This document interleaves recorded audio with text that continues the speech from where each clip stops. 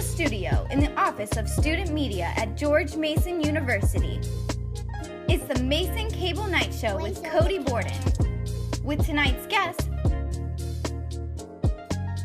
Alex Shed and Besma Humadi.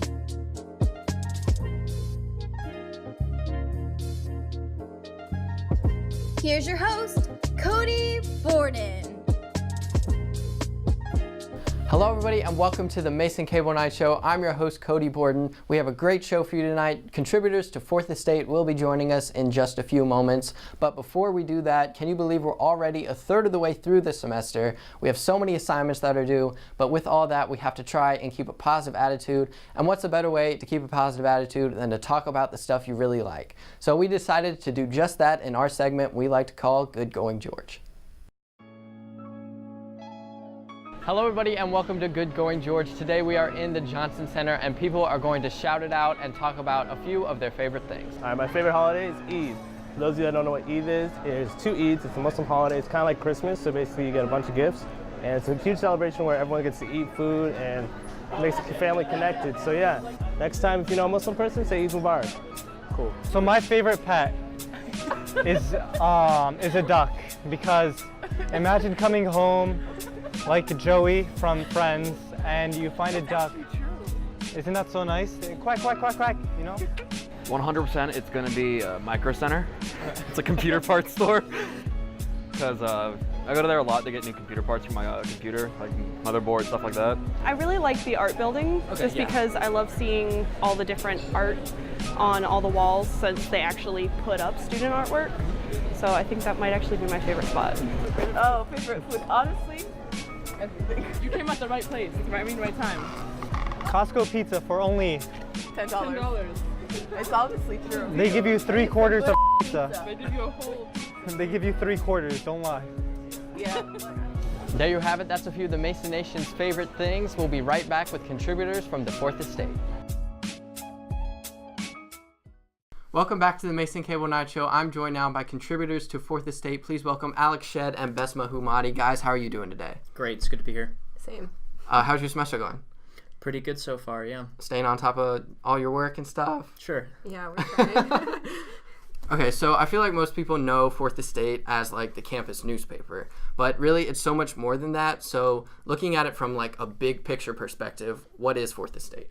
For me, it's really about kind of making the newspaper really a hub for the entire Mason community and a platform for students to share their voices.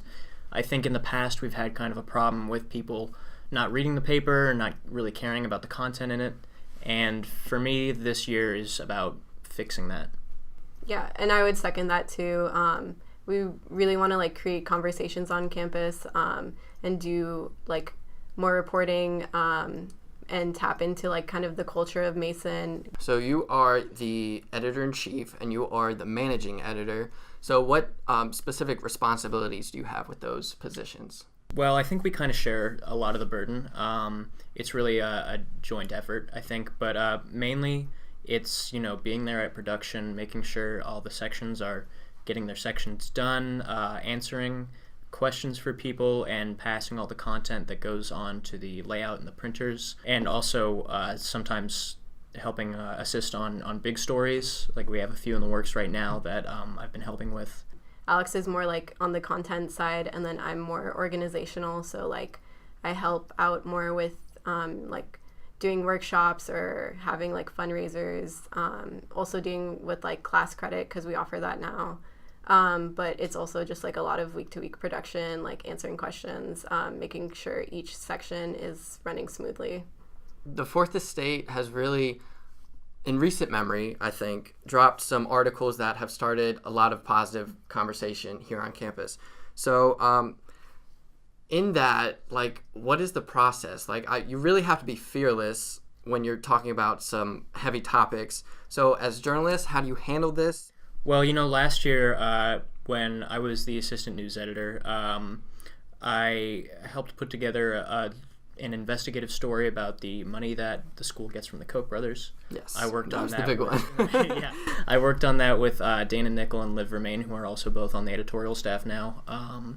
And that was kind of 9 months of hard work and research, and then we published it in 3 separate issues, and I think it came out really well, and it got more attention than anything else really had up until that point. And then about a month after that, we had published the Title IX piece concerning the allegations against the former student body president, David Kanos, and that was far and away our most popular piece that we had done that year, and several years prior to that as well.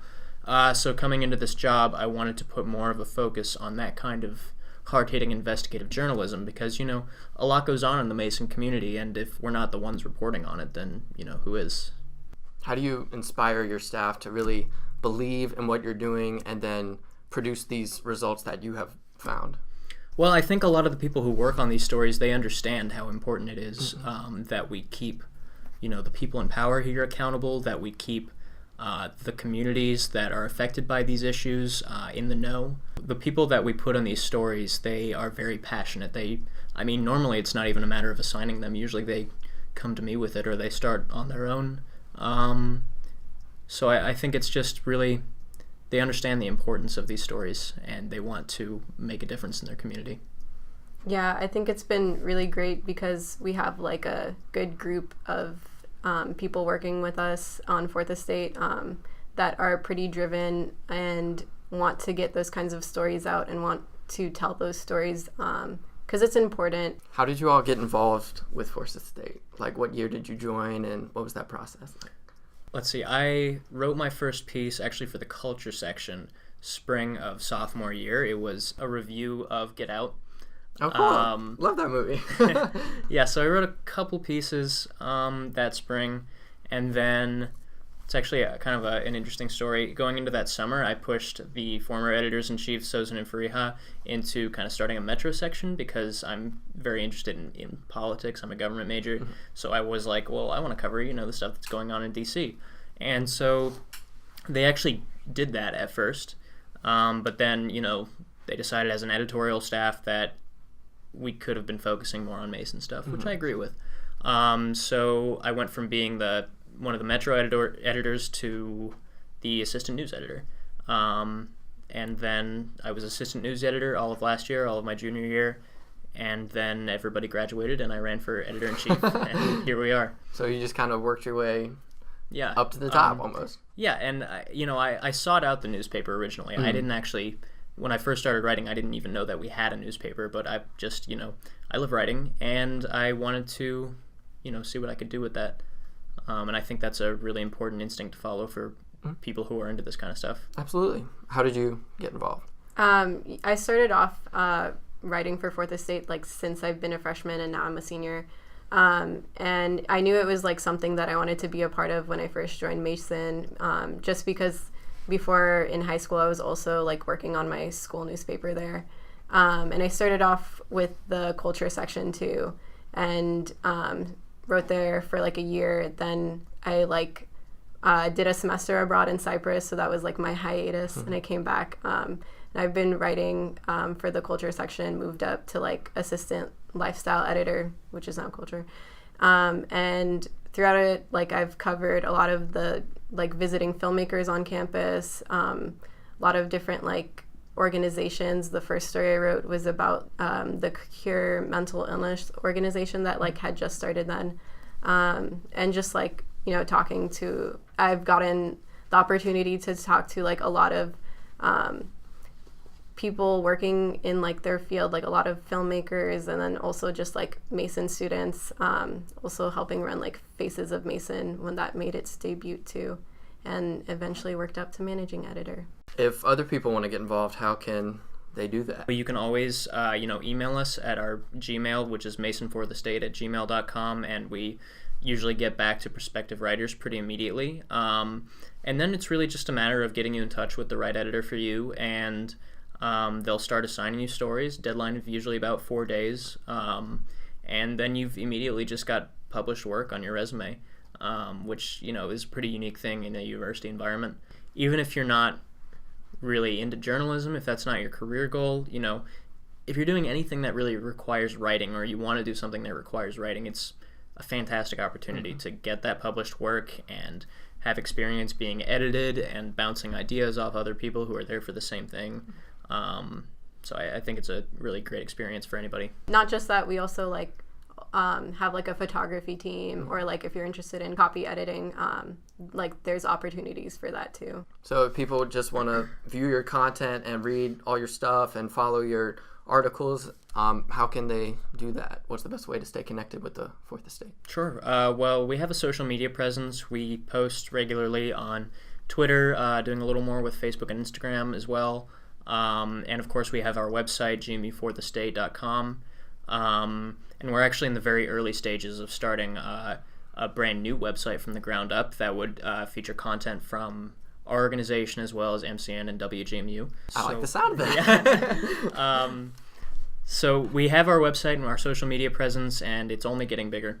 Of course, my preferred way of people seeing the content is to just pick up a newspaper. Where can they do that? Where are the spots? Oh, they're everywhere.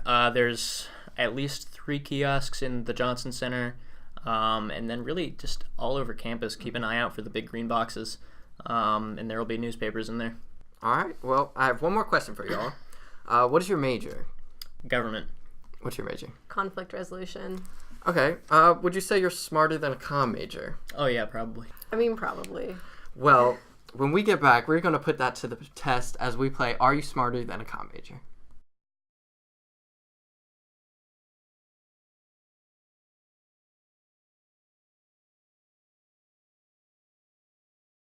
Welcome back to the Mason Cable Night Show. I'm here with Alex and Besma from Fourth Estate, and we are about to play Are You Smarter Than a Comm Major? My producer, Angelique, has prepared for us questions, and the first person to grab Doc Nix will be able to answer the question, but if they get it wrong, somebody else on the table has a chance to steal. So it's both of you versus me, since I'm the only comm major here, but I'm here representing all of my comm majors. First question is... Okay.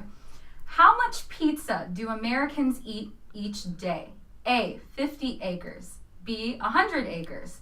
C, 20 acres. Or D, 10 acres. Alex. C. C, 20 acres is incorrect. 50 anchors? Anchors. Acres. A, 50 acres is incorrect. Oh my god. That's what he said. Oh, wait, That's sorry. what he said. B. B, 100 acres. Is that your final answer? Yes. Yes, that's correct. That's disgusting. Yeah, it's unbelievable. All right. Second question. Second question. What was used to show blood in the shower scene from Psycho? A, chocolate syrup. B, strawberries. C, food coloring and water. D, juice. Cody. It was chocolate syrup. It was, yes. Phil Miner. Okay. Which country did bagels originate from? A, Germany. B, Poland. C, Sweden. Or D, France? B, Poland. Yes, that's correct. Oh, okay. I didn't know that. I was going to say Bagel Sweden. expert. Bagel expert. Yeah. Okay. It's my beat. I don't think that'll be funny to anyone else. That's so funny. Journalism joke.